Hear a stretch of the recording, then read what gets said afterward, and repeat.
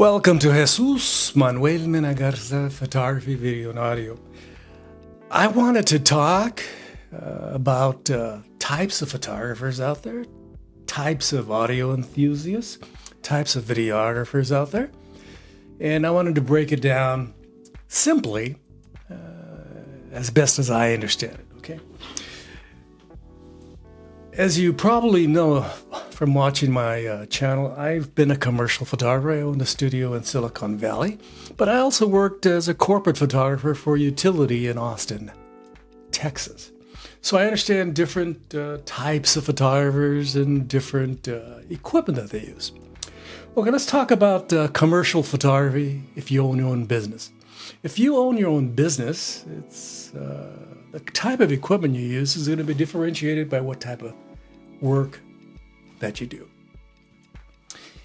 If you're in New York, San Francisco, LA, or some large town, London, Paris, Tokyo, Shanghai, you're going to have a big studio if you're a big-time commercial photographer and have a lot of equipment to the point that you can actually drive a vehicle inside and photograph vehicles, maybe, or you specialize in fashion, or you specialize in small products, or you're just going to do an assembly line of photography of, commercial projects.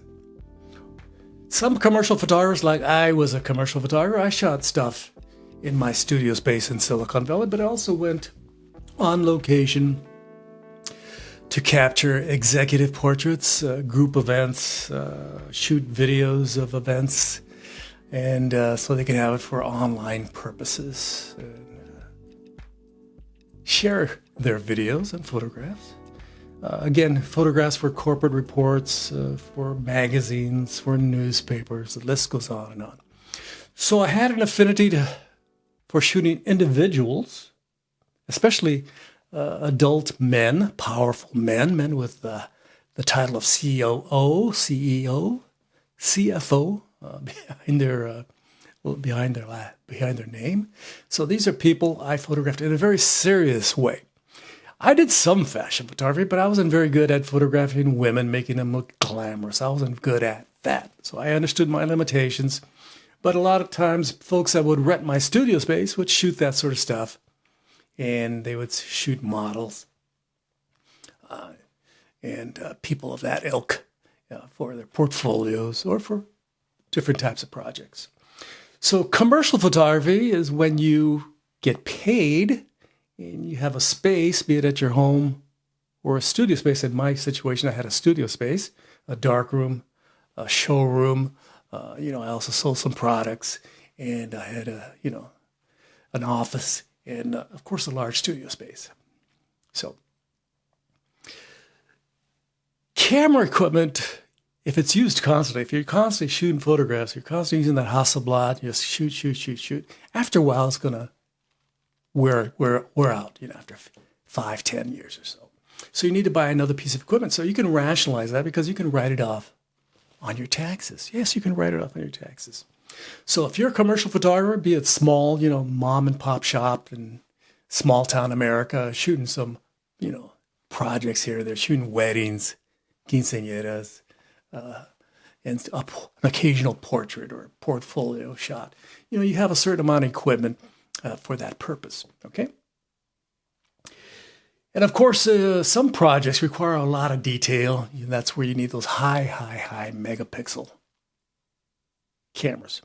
But the great majority of people photography, if you're going to do a lot of people photography, you don't require a high megapixel. In fact, people prefer if they're a little bit fuzzy. Especially older women and older men, they like to be captured a little bit fuzzy, just not that sharp. You may shoot that project, that product, super sharp, but that person may not want you to shoot him with a 80 megapixel camera. 24 megapixel camera is perfectly fine, okay? So that's commercial photographers. You have to buy your own equipment and you use it, keep on using it, and then it breaks down, you buy another piece of equipment, and it's, you can write off the old equipment on your tax, the new equipment on your tax, all the equipment, all the supplies and taxes and stuff like that. As a corporate photographer working for a utility in the Austin area, I Didn't have to buy anything. It was supplied by the corporation. And they, being a utility, they had a lot of money. So we had a lot of very good equipment. And every few years, they would say, hey, let's get rid of that and get some new stuff. Get some new computer monitors, get some new computers, get some new cameras, get some new lenses. And they just, every 2, 3, 4, 5 years, they would replace it. So that's how a lot of these corporations work, especially if they have a lot of money. Of course, there are small corporations and super gigantic, humongous corporations. Are you photographing cars for GM or jewelry for Tiffany's? It's all different stuff. Where I worked at a utility, we photographed, linemen, working on doing the lines. It's one of the few jobs. I used to joke, we like to keep the, electrical lines in the photograph.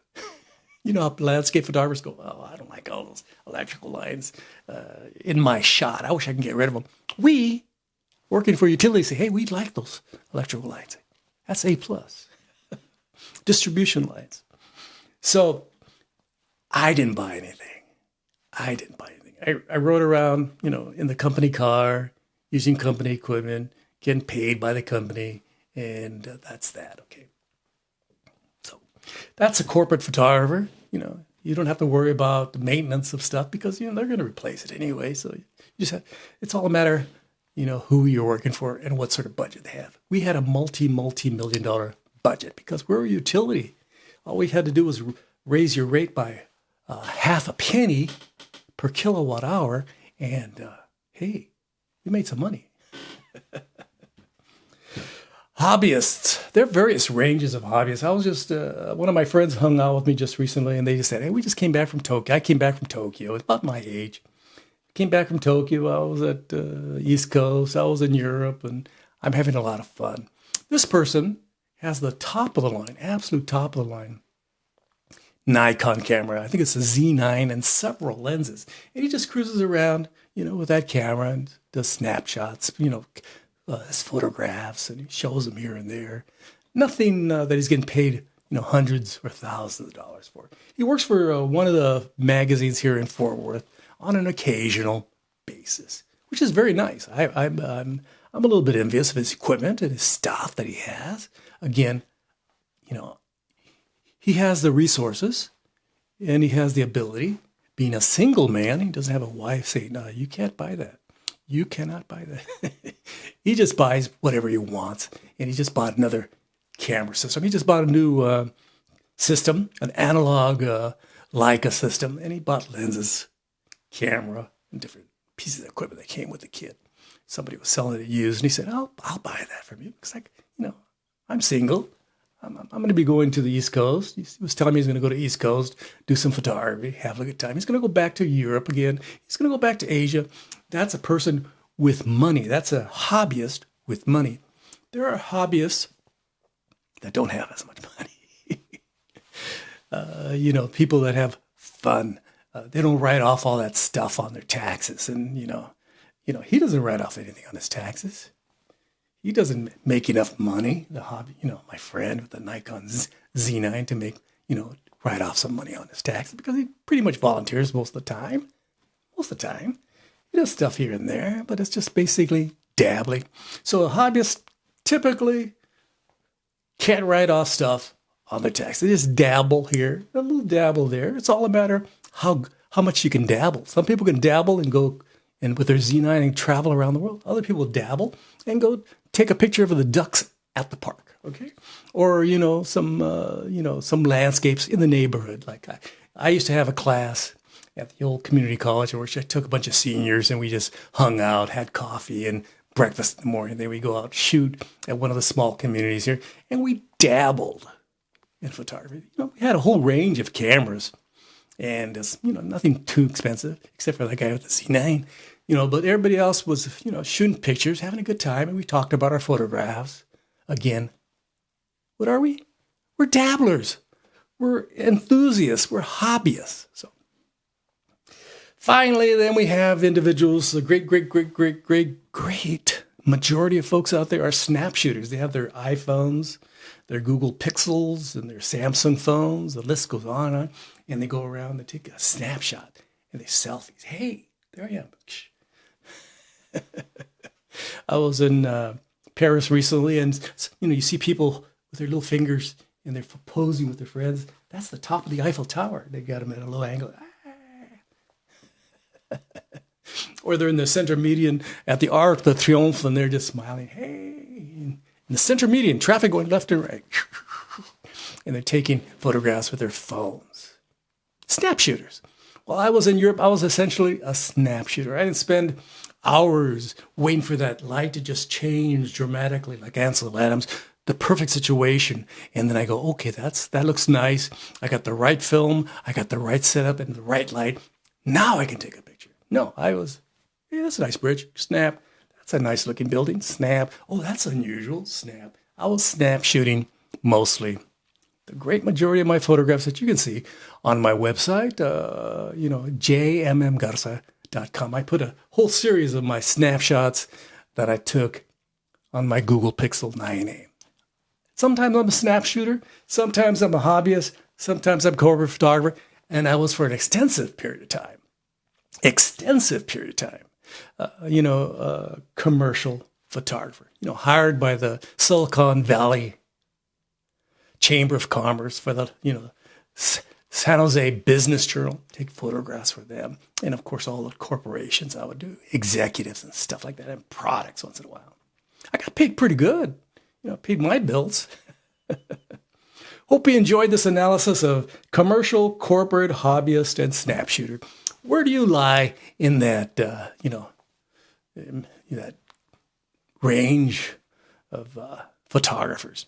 Sometimes you're one, sometimes you're another. It's all a matter of how much money you have at that time, what sort of disposable income. Right now, I'm pretty much a hobbyist and a snap shooter.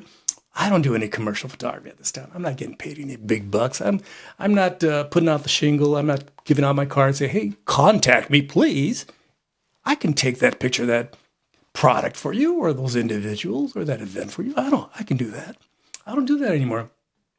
When I was in Silicon Valley, I was hustling. I was giving out my card to every corporation. I was shooting weddings, quinceañeras, bar mitzvahs. I was shooting executives. I was shooting people in my studio space. I was renting out my studio space. I was renting out my darkroom. I was selling products out of my store. I was hustling. I don't hustle anymore, to be honest with you. I'm retired. I just relax. I'm considering when we move back to California, should I live so long? That's the caveat. Should I live so long? In about a year or two and a half, I'm going to buy a new camera system and rationalize it. That's hey, I'm going to be shooting some new photographs here in Northern California, do some traveling here and there. Use that new camera instead of my old, I'll use less of my Nikon D800 and this camera here, my Lumix G85. I'm going to get another camera, maybe a 50 millimeter lens, maybe a zoom lens, and, wide to medium tele zoom lens. Call it good. And it should be a lot of fun. But I'm not going to be making a lot of money. But then again, maybe I will. Maybe my wife and I have been talking about, maybe when we move, we'll start, we used to work in conjunction with each other. My wife's a very good stylist. And I remember we used to do weddings. And my wife would go over there and adjust the dress and say, oh, that looks very nice. Can you move this way? And I would say, okay, that's perfect, sweetie. And we take the photographs and the group shots and stuff like that. But that requires an understanding of the current marketplace. Do I understand the current wedding marketplace? People jumping, people smiling, doing some interesting stuff. I am not in tune with that. So maybe not. Maybe I can do some executive portraits, something I'm good at, somebody stern, serious photographs, do some group shots of stern, serious people. I could do that. Maybe the occasional person in my studio space, maybe have a room dedicated to a studio space. And I'll do some photographs just like that. You can smile and say, hey, look off into the distance. I can do that. So hope you're doing fantastic wherever you're at. Don't forget to like, subscribe, and share. I would greatly, greatly appreciate it. Again, muchas gracias a todos ustedes who have subscribed to my channel, especially to my Patreon subscribers. Again, I'm at patreon.com/JMM Garza. I have very few Patreon subscribers, but those of you that are, again, muchísimos gracias. And don't forget, we do offer memberships. I'll have information in the description.